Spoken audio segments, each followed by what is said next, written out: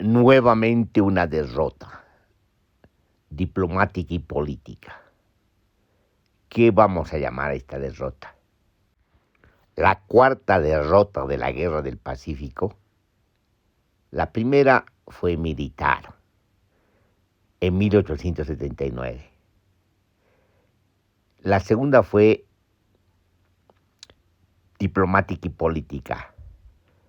La firma del Tratado de 1904, donde se entregaba el litoral y el Atacama por un ferrocarril.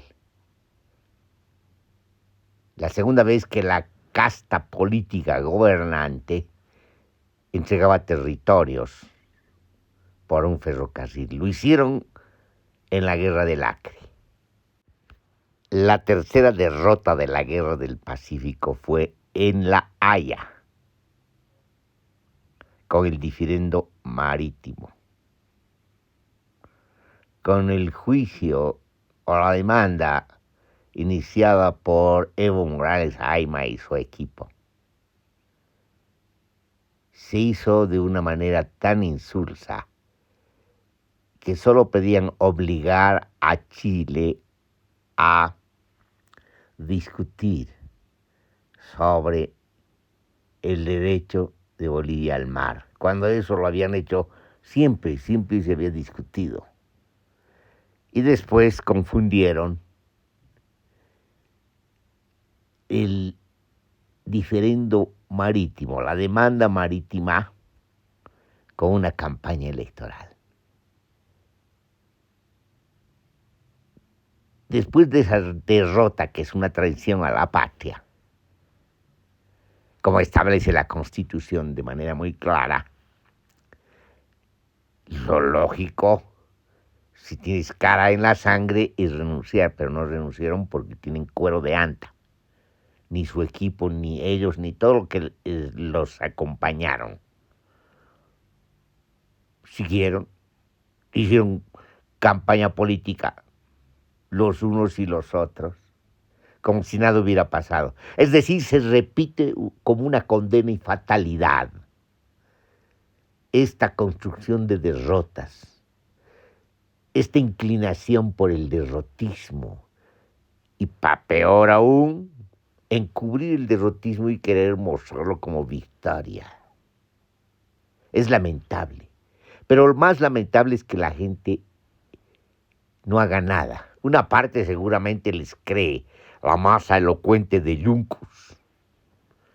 Nos recuerda a algo que haya sucedido, no. Se cuenta en el imaginario de que cuando estalló la Guerra del Pacífico le escondieron por carnavales. Ese es un comportamiento lamentable, miserable. No tomar las medidas del caso, no mostrar la emergencia en la que se encontraba el país, no prepararse para defender sus territorios y después pelear solo por un lapso de un año la Guerra del Pacífico, mientras los peruanos tuvieron que pelear 3 años. Ni siquiera como aliados se fue consecuente. Todo eso no solamente es una marca histórica, sino que muestra un tipo de inclinación, un tipo de comportamiento, un tipo de psicología. Una psicología de la clase gobernante, una psicología de las élites gobernantes, de un lado y de otro. Porque aquí nadie se escapa. Los criollos, los caudillos bárbaros, los liberales, los populistas, que por lo menos hicieron una revolución o participaron en una revolución que hizo el pueblo en armas, porque los del MNR hicieron un complot, una conspiración, un golpe que fracasó. Los que los salvó fueron los milicianos de Milluni y los fabriles de Villa Victoria. Y después todo el pueblo que se levantó y venció al ejército.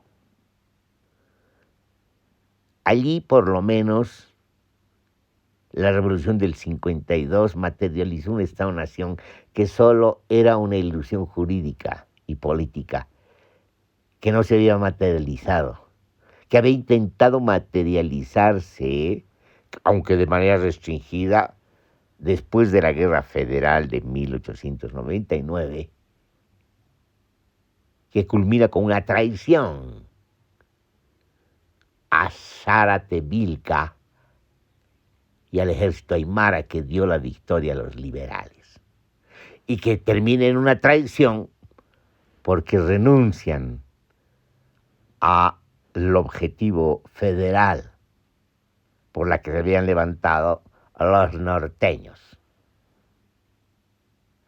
Todo esto es, pues, no solamente una prenarrativa hecha de hechos y por lo tanto como prenarrativa una especie de construcción de un desenlace, y ese desenlace casi siempre es la derrota. Bolivia ha perdido más de la mitad de la geografía política con la que se inauguró.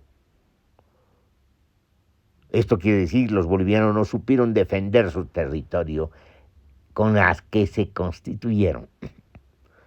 Pero no vamos a exagerar, porque no son todos los bolivianos. No es toda la sociedad, no es todo el pueblo.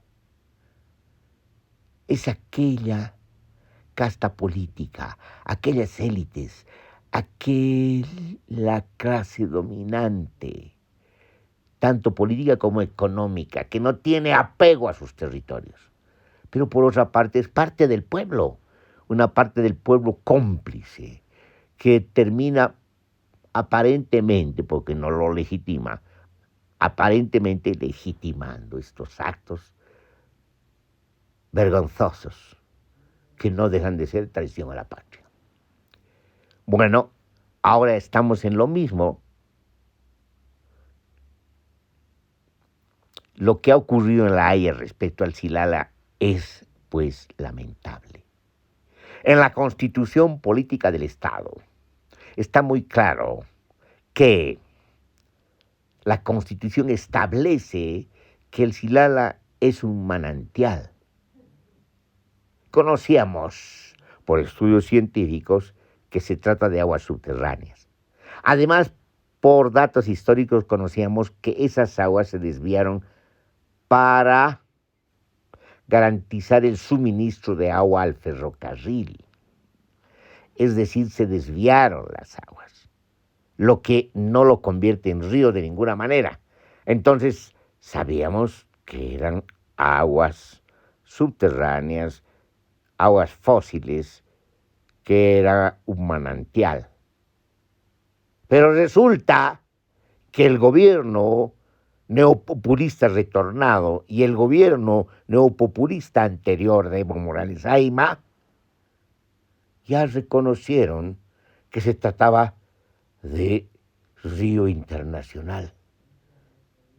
¿Cómo han cambiado la versión de la Constitución, la versión científica, diríamos la versión de lo que geológicamente corresponde hacer, por la mirada y la perspectiva del Estado de Chile, que se trata de aguas internacionales? ¿Por qué lo hacen? ¿Por qué lo hacen de una manera tan artera y sinuosa, tan comprometida, y además sin consultar al pueblo boliviano por el cambio de perspectiva? Lo hacen silenciosamente. ¿Por qué? ¿Qué hay en el medio? ¿Hay un gato encerrado? ¿Qué secretos hay? ¿Qué contactos? ¿Qué vasos comunicantes? En este caso, con ciertos sectores del Estado de Chile. Esto es abiertamente una traición a la patria. Pero lo que sorprende es que los medios de comunicación lo único que hacen es proponer como una especie de encuesta, ¿es o no es una derrota? ¿Qué les pasa a estos caballeros? Lo grave es de que el pueblo se quede asombrado, pero callado y silencioso, y no haga nadie hasta a esta traición a la patria. Nuevamente acepta la derrota, como aceptaron la derrota militar de 1879. Un pueblo que no defiende sus territorios no merece existir. ¿Vamos a seguir en lo mismo? ¿No vamos a ganarnos el derecho a la existencia? Albert Camus dice, o decía, en el mito de Sísifo, un enunciado muy sugerente. Conocíamos el enunciado, pienso, luego existo, de Descartes. Y después de los existencialistas, el enunciado que tiene que ver, ¿no?, con la vitalidad, con la acción, con el sentimiento, luego existo, siento, luego existo. Pero la propuesta de enunciado de Camus es realmente sugerente. Dice, me revelo, luego existo.